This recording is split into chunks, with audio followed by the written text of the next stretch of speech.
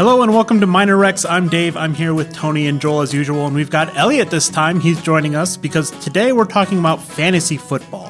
Fantasy football is kind of a game about a game that you play online where you draft players that you would love to have on your football team, and the points are influenced by the actual points that these actual players score in actual games, as I understand it. I've played fantasy football, guys. I got to admit, I didn't like it. So tell me why I'm wrong. What is fun about fantasy football? Well, for one thing, if you follow one football team maybe, and you really don't know much about everything else that's going on, maybe by having a team of players from other teams, you get the chance to learn more about the sport, learn more about other teams, other players. And it also gives you a chance to maybe pay attention to other games other than the one you normally watch every week. Sure. So you're not just following like the Bears. They're not all Bears players on your team. You might have a Seahawks player or a Jets player or whomever. And so you're saying you'd suddenly be interested in a Jets game when I might not be interested in a Jets game. And maybe just for the player's performance itself or, how it influences your score at the end of the week. So Elliot and Joel are big into fantasy football. I know this. So how long have you been playing? When did you start? All that good stuff.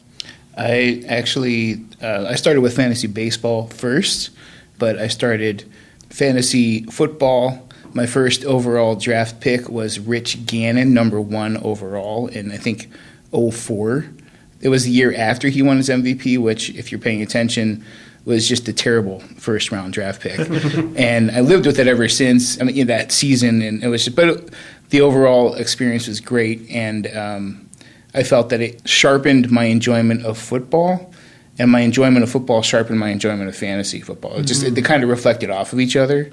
You pay more attention to, if you have a tight end involved or a defense or something involved, you're paying more attention to the nuts and bolts of how a football game actually works. Are they going to pass over the middle more? Are they going to, what kind of defense are going to throw out? Like it turns into this big chess match, and it really started because I was interested in, is my player going to perform well? Mm-hmm. And it really kind of reflects in with the rhythm and flow of the game. And then as I learned that itself took more fascination and made me a better football fan. And I'm able to utilize that knowledge and just kind of pay attention to the whole league rather than just to my Eagles. Because we're not all Bears fans. Yeah, I just wanted to mention that. Fly, Eagles, fly. But Elliot... I actually came from baseball first as well. And the first baseball league that I was in was rotisserie, which is a slightly different type of playing fantasy sports than basically all football leagues.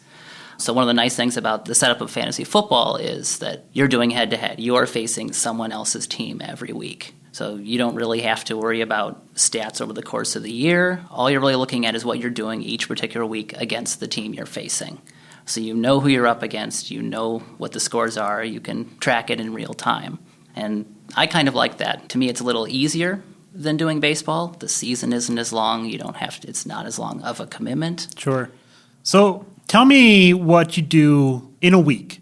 As I understand it, like, do you switch in and switch out players? Like, how do you make those decisions? And then what's the goal? You're looking to beat someone else in your league, right? On Sunday or on Monday night or whenever it... So the schedule is set at the beginning of the season. So you know who you're facing each week, just like a pro team knows, their schedule. Okay. Every website that you would use for fantasy football would be able to show their estimates of what each player is going to potentially score for your team. But, you don't have to necessarily believe what they're going to do. They're all just projections. Sure. I mean, you can look at other sources. You can go with your gut. Mm-hmm. You can be proud of the moves that you make that fly in the face of what everyone else is saying to do. Mm-hmm. You have full control over your team. Starting the Monday morning or Tuesday morning, you would see the score of the previous week and, celebrate or cry depending on the outcome.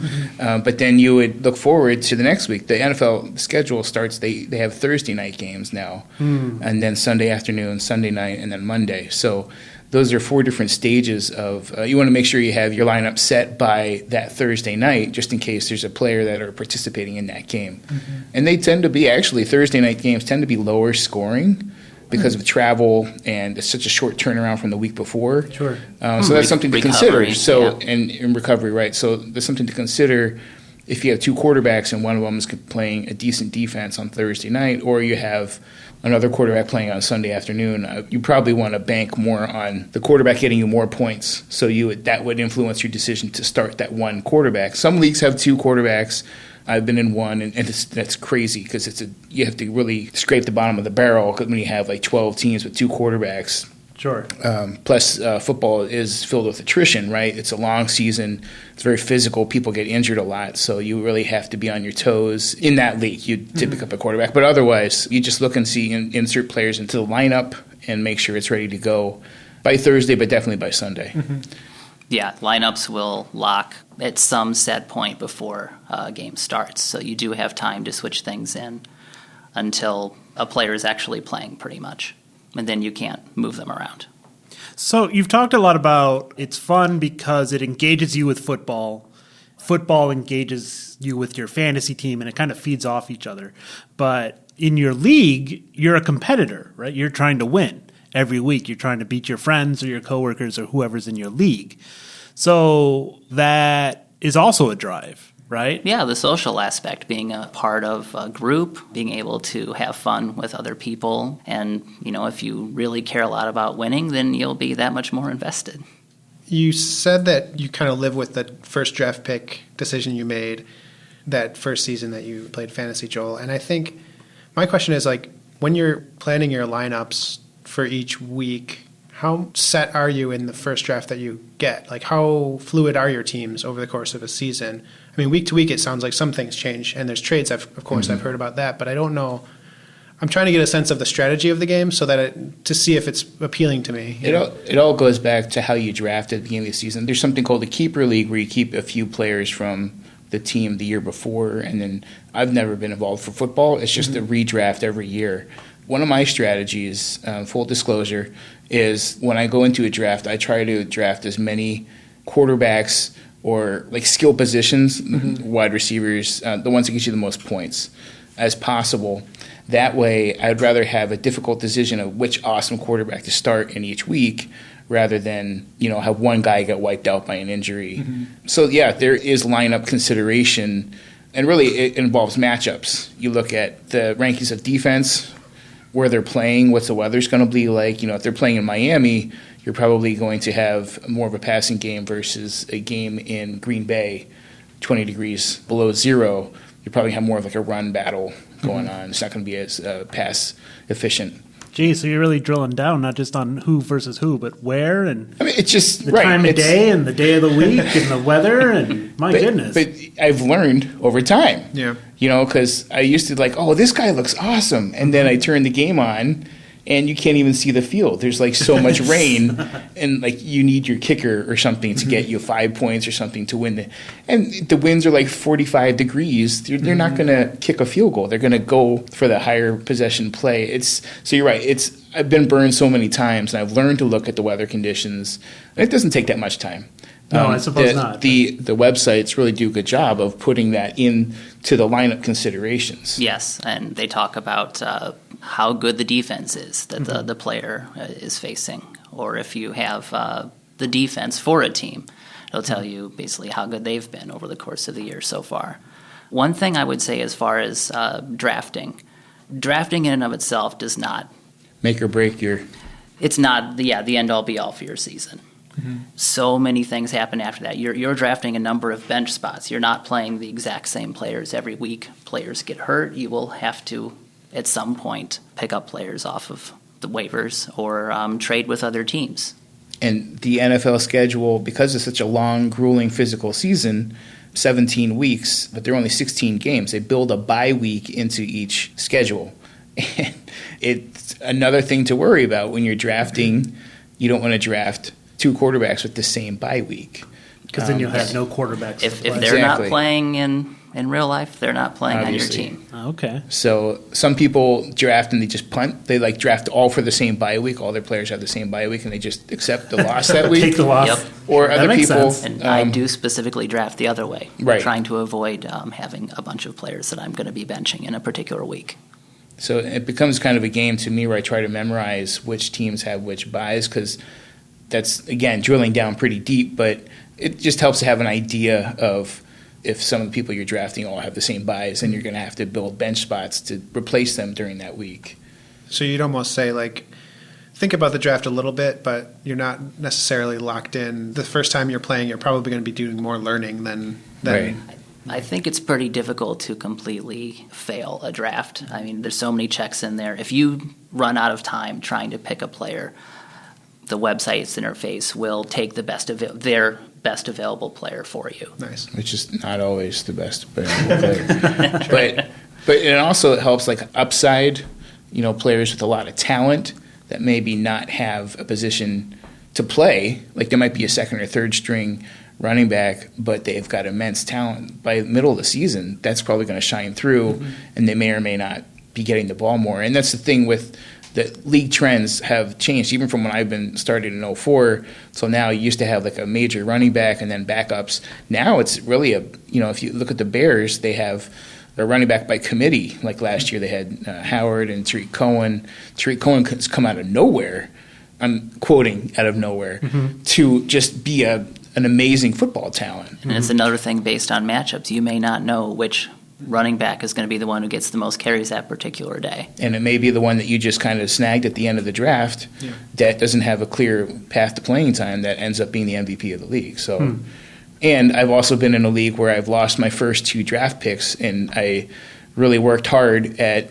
getting other players and trying to play the waiver wire, and I ended up winning the championship that year. So the draft it won't break you, but it can make your team. Yeah, that's interesting to me about waivers because I played a couple of years and I didn't like it and I stopped. And injuries kind of paralyzed me with fear. I'm like, what if all the guys I draft get injured and then I have no players? But you're talking about the opposite situation where, the guy I drafted the last round comes through in the end and has a breakout season. That's the kind of thing that, I'm not thinking about. My best player could go down, but my worst player could show up. I was a little bit grim, I think. I hadn't even considered the optimistic outlook that someone would have a fantastic season unexpectedly. Well, and the other aspect of it, too, is if you're a big college football fan, I think you'll be a good fantasy football fan because you have an idea of who players are in college, and then they get drafted onto these teams. You think, I saw this guy at Indiana. He was great. He's got some talent, and he's still there when everyone else is picking these. You might know a little bit more about some of the players who are just breaking into the league that other people don't know as much about. Sure, especially if you're a Midwestern guy and you're playing with people around the country and they're watching their own conferences and their own time zones and things like that. You might have some inside information or some advanced information, if not inside. So, how do you play? You're talking about websites. What do you guys use? What's a good website? What's a bad website? I have a couple leagues in ESPN. We have had no problems with them, really. Baseball's another story, but yeah, football's been pretty good. We did try Yahoo once. We didn't like it as much. Every website's a little bit different. Another big one would be CBS Sports. So, the ones ESPN is the first one I would think of, and you're saying that's a good website to go to? It's decent, yeah. So Elliot and I are actually both in a league on ESPN. I'm in 3 or 4 Yahoo leagues, and I have no reason to complain about them. They've gotten very user-friendly. As fantasy football has boomed, I think there was a stat of $14 billion worth of production is lost to fantasy football at work every year or something like that. It's something crazy like that. People on Monday morning adjusting Right. or reacting to what happened yesterday. I would say a decent rule of thumb, if you already have a login for one of those websites, maybe try that one rather than having to create a whole other one for another website. Sure. Save yourself the trouble of remembering another Whatever you're login, familiar with. email, password situation. Okay. And then you need a bunch of players and a commissioner, right? How many players do you think is enough? Is 4 enough? Are there minimums? Do you have recommended sizes for your league? I find 10 is a good number. You can go a little more than that. It does have fewer players available on the wire because there's more players on teams. Oh, sure, yeah. I find that if you go under 10, everyone has a team of really, really good players. Super easy. You're not really competing as much. So the number of players in your league would influence how you're playing the game. Absolutely. Wow. Oh, because I guess as well, like if you had 5 or 6 opposed to 9 or 10, you'd play people twice, right, in a season or something like that? You would play people more, yes. And I think every team would have a much smaller pool of players they're picking from. As you go deeper and deeper, when you have more and more teams or teams that have more and more players, you're looking more for those diamonds in the rough or those second, third string guys or rookies. Mm-hmm. And that can be kind of fun.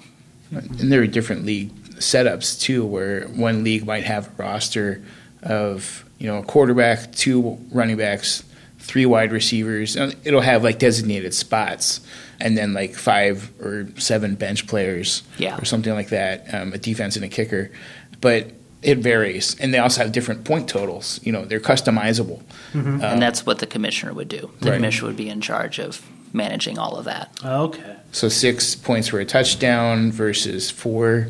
Yeah, a lot of for websites ESPN. have the default of 4, which I think all touchdowns should be 6 points. Right. All touchdowns should be equal. And please, another public service announcement: do not draft a kicker before the 10th round, please. That's Some pretty people, fair. Yeah. Some people really get excited about a kicker and just, I don't know. They can't wait? They can't. It's in real life, too. I think the Buccaneers drafted Aguayo in the second round. And it was just nothing but trouble after that. So it's like fool's gold. Go ahead. So let's say you do have a team and you're playing with friends. Does it cost money to register one of these teams? No? Okay. No, so it's kind of bragging rights, basically, when you're playing with, friends? I mean, or whatever you want to put on the line, like trophy, whatever. Yeah, you have a lot of opportunities to choose how you want to do that. Mm-hmm. Some I've heard leagues have like a last place non-trophy where like you have to buy pizza or something for everybody or do some other degrading thing, but maybe wear something silly or right. But there really is. It's a big social. We got together one year and drafted for the league that we were in, and it was some funny stuff. Just people get to know more about the people you're in a league with. Doing a location draft was a lot of fun. Right. And then after that, I like the word asynchronous, so I'm going to say it, which is you get to stay in touch with these people, friends or coworkers or whomever, but you don't all have to be in the same place at the same time all the time to do this. You can do your team management on Tuesday, and they can do theirs on Thursday afternoon at the last minute or whatever. And then you have a game together that kind of happens. So those points are awarded automatically by the website. And then on Monday, maybe you call your friend and say, I'm up 4 points on you. I'm going to win. He's going to say, oh, but my wide receiver hasn't played yet. He plays Monday night. So like you can have those moments where the two of you connect, but you don't have to plan, everyone's got to be in the same place at the same time. Never, right. Every single week. Everyone can kind of, with jobs and kids and all their life stuff going on, just find their own time to stay connected. There is a message board aspect to a lot of the drafts, and you can leave a message so other people can comment on it or, do polls and stuff like that. Yep. There are lots of chat features. You can create polls, plenty of ways to smack talk. And you can do it on your own too. You could do it through email if you wanted to. You could message people separately from the league. Of course, you can talk trade anytime. It's interesting you mentioned that because when I moved to Illinois from Pennsylvania, the fantasy football and baseball really helped me stay in contact with my social network back in Pennsylvania. That's great. And this predated Facebook. This was, and it really kind of helped me feel like I was still at home because my friends would make stereotypical idiosyncratic comments that they would make, and it made me laugh because I felt like I was still hanging out with them and just kind of had a point of contact with them. Yeah. So that really helped me transition. And, obviously life has come on and I've grown older and I've developed a family and kids and stuff like that. But fantasy football has gone to a smaller pie share, but it's still an important one. Mm-hmm. It's still fun to clear everything away and just watch a football game and, who's going, okay, that's right, I have the quarterback for Kansas City, and because Patrick Mahomes is amazing, and could be a first rounder. He wasn't last year, and I picked him, I think, the 4th or 5th round, and that's the excitement of like, oh my gosh, this guy's going to light it up. Yeah. And then when he does, you're like, yes, and if you like the Chiefs too, great, they win the game. But I've watched some really terrific football games I wouldn't have watched if I didn't have a rooting interest. Absolutely. Sure. And I think there was a game, was it last year, where there was a team down by 7 and they scored a touchdown. Was it the Chargers against the Chiefs? They scored a touchdown and it was late in the game, and instead of kicking the extra point to tie the game, they went for 2 and they got it. They won by 1 point. I'm like, oh my gosh, that was so great. Like I just enjoyed the beauty of the sport to be able to have one play and you either lose it or win it in this one play. Yeah. And I think the play they did, it was just like some sort of trickery, and they just had a wide receiver standing wide open in the end zone, and this guy chucked it to him.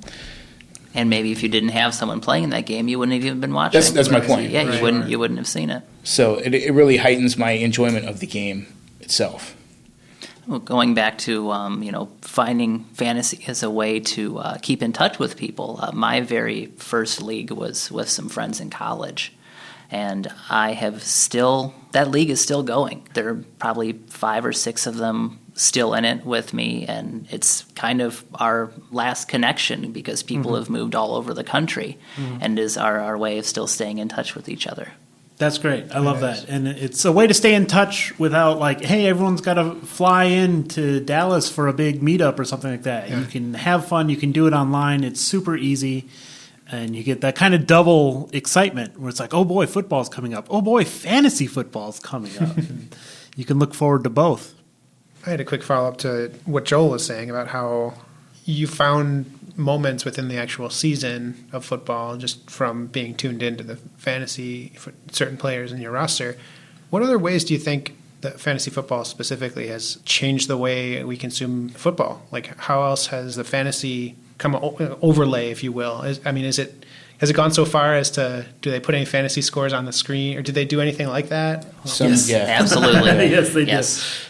And every site that does it has their own experts, advice columns, whether some that you have to pay for, some that you don't. ESPN has programming, and NFL Network has programming that covers fantasy. That's great. So it's working its way into the mainstream if it isn't already Oh, absolutely. mainstream. Yeah. Well, I mean, the players themselves, they play fantasy football. They do, yes. So talk about meta, right? Yeah. There's a great quote. It's from a baseball player who said that he took himself with the first pick, and it totally ruined his season. But to be honest with you, though, if you do watch the NFL Network, I tend not to. I eschew fantasy coverage because I like to listen to actually what's going on the field. I think I'm more of a sports fan, and the fantasy comes second. Other people like this fantasy first. I don't care about the sports. Just give me the fantasy. Give me the fantasy. Well, and what you pick up through that observation, you then filter through to translate, right? Yeah. So, but I tend to think that because I find myself being interested, because the fantasy season ends the end of the season, the end of the regular season, obviously, because only a fraction of the teams move on to the postseason, and a lot of your players, possibly wouldn't be playing. But my interest in football kind of sharpens into the postseason. I don't know if I think that's what made me figure out that fantasy has a place, but football is. And to be honest with you, there have been seasons where you're just like, oh, my team's cooked, and you kind of lose interest, and that'll happen. But for the most part, I think it's fun to be able to still have or on the other side, if your favorite team is cooked and they're sitting at 2-9, Sure. and they're not going anywhere fast. Maybe your fantasy game. yeah, you Your still fantasy have some might be still investment. going gangbusters, so it's there's always that side to it as well. That's great. I heard about what's a daily fantasy sport mode, or are there different game modes? Are there other ways to play besides just your leagues that you've mentioned? Daily fantasy basically gives you a chance to play something different every single day or week. I've never done it with football. I've seen it in baseball, but the idea being that, you're not doing a full season. Like every day or every week, you're doing something different, and you're playing it just that time, usually for money. Okay. Is it anonymous online then? You're not anonymous, but you could play it with pickup games with versus other people that are in the same game?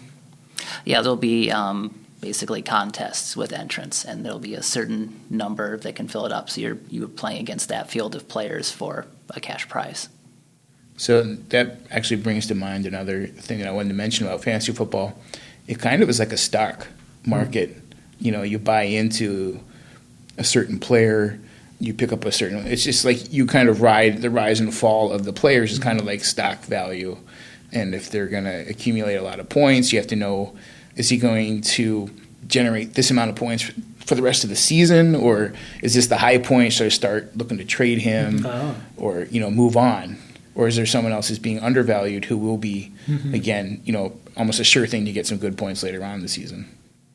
Well, I like it because it's football, but with reading and math layered on top. And then, but most importantly, the social aspect I like a lot, where it keeps people in touch.